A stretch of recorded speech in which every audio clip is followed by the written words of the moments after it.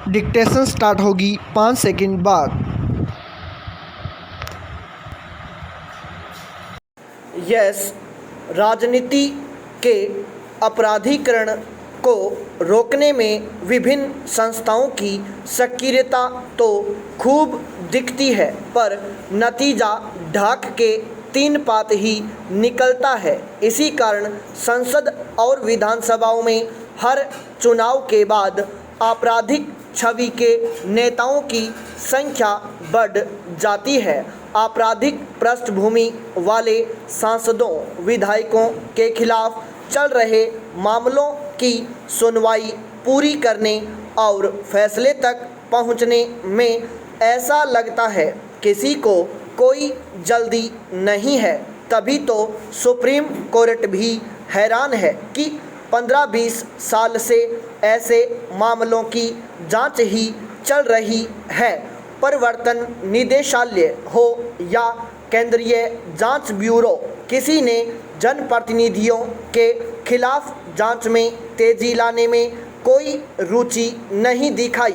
यदि जांच पूरी हो भी गई तो ऐसे राजनेताओं को सजा दिलाने का प्रयास नहीं किया गया।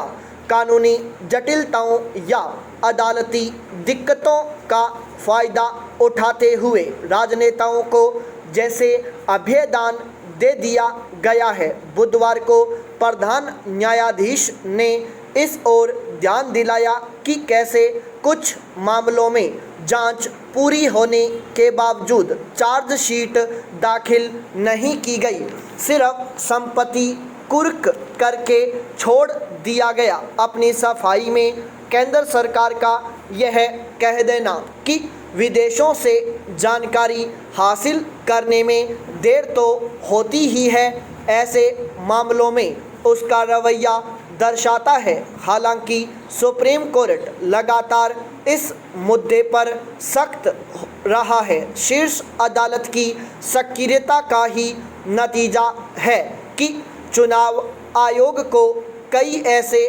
प्रावधान करने पड़े हैं जिनसे आपराधिक छवि वाले नेताओं की हकीकत से जनता वाकिफ हो रही है। कुछ मामलों में उन्हें हार का सामना भी करना पड़ा है, लेकिन इसे काफ़ी नहीं माना जा सकता, क्योंकि राजनीति में अपराधियों का आना रुक नहीं रहा है और हर दल को वही प्रत्याशी पसंद है जो जीतने का मादा रखता हो। मूल्य ताक पर रखे जा रहे हैं। आपराधिक पृष्ठभूमि वालों को राजनीति में शामिल करने की कवायद एक तरह से संस्थागत रूप ले रही है। एक खास पैटर्न दिखता है कि आपराधिक मामलों की सुनवाई को यथासंभव लटकाए रखा जाए, क्योंकि कानून के अनुसार सजा मिलने के बाद ही किसी को चुनाव लड़ने से वंचित किया जा सकता है। अदालतों के पास पहले से लंबित मामलों की लंबी फहरिस्त होना भी एक वजह है।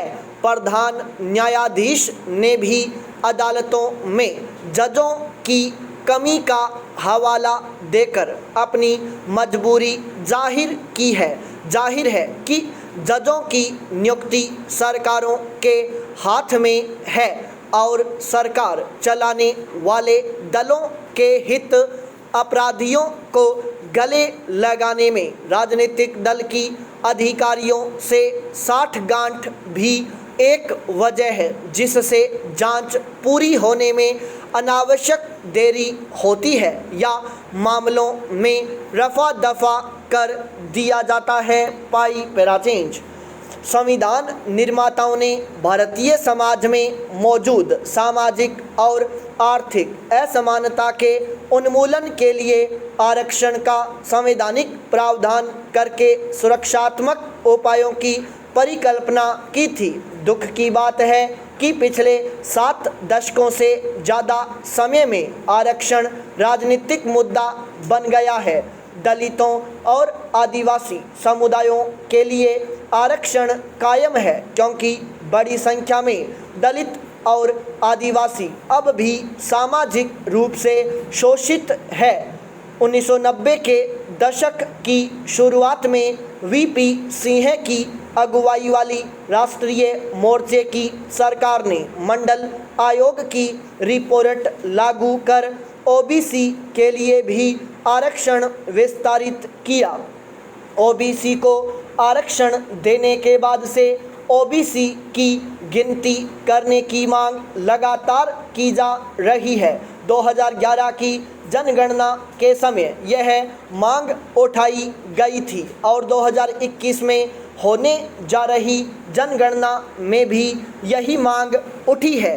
जाति आधारित जनगणना के लिए जहां क्षेत्रीय दल एकजुट हैं और सरकार पर दबाव बना रहे हैं, तो वहीं भाजपा इससे हिचक रही है। इस मुद्दे पर राय विभाजित प्रतीत होती है। दुख की बात यह है कि शायद ही कोई पार्टी सामाजिक और आर्थिक रूप से वंचितों के कल्याण में वास्तविक दिलचस्पी लेती हो। वोट बैंक की राजनीति ही इसके विरोध और समर्थन की महत्वपूर्ण वजह है। मंडल आयोग की रिपोर्ट लागू होने के बाद क्षेत्रीय दल ओबीसी मतदाताओं के बीच काफ़ी लोकप्रिय हुए थे। वे जातिगत जनगणना पर इसलिए जोर देने की कोशिश कर रहे हैं कि उन्हें भरोसा है कि वे ओबीसी हितों के लिए लड़ने वाले दल के रूप में उभरेंगे। मंडल युग के 2 दशकों बाद तक कई राज्यों में सत्ता में रहे क्षेत्रीय दलों ने ओबीसी और कट्टर समर्थकों के बीच अपनी लोकप्रियता खोई है। बिहार में राजद और जद, यूपी में समाजवादी पार्टी जैसे दल 1990 के दशक के अंत तक ओबीसी का समर्थन हासिल करने में कामयाब रहे। अब ये दल उसी आधार को फिर हासिल करने की कोशिश कर रहे हैं। ओबीसी मतदाताओं की बड़ी संख्या है और क्षेत्रीय दलों में उनका ध्रुवीकरण हुआ है। इसलिए भाजपा को कमंडल राजनीति के जरिए मंडल राजनीति का मुकाबला करने में कई वर्ष लगे। 1998 और 1999 में भाजपा ने लोकसभा चुनाव जीता और कुछ क्षेत्रीय सहयोगियों के साथ मिलकर एनडीए सरकार बनाई, लेकिन क्षेत्रीय दलों का प्रभुत्व रहा। इन्हें इन चुनावों में क्रमशः 35.5% और 33.9% वोट हासिल हुए थे। यहाँ यह भी अहम है कि 2014 के लोकसभा चुनाव में जब भाजपा ने 31% वोटों के साथ बहुमत की सरकार बनाई थी, तब भी क्षेत्रीय दलों को 39% वोट मिले थे। वर्ष 1919 के लोकसभा चुनाव में भाजपा ने ओबीसी मतदाताओं के बीच भारी पैठ बनाई, जिससे क्षेत्रीय दलों के वोट बैंक में सेंध लग गई। भाजपा को डर है कि अगर सामाजिक न्याय के नाम पर क्षेत्रीय दलों ने आक्रामक लामबंदी की तो ओबीसी समर्थन खिसक सकता है। मुझे लगता है कि जातिगत जनगणना के लिए भाजपा के अनिच्छुक होने की वजह यह डर है कि इससे क्षेत्रीय दलों को ओबीसी आरक्षण को फिर आकार देने का नया मुद्दा मिल सकता है और सत्तारूढ़ सरकार पर दबाव बढ़ेगा।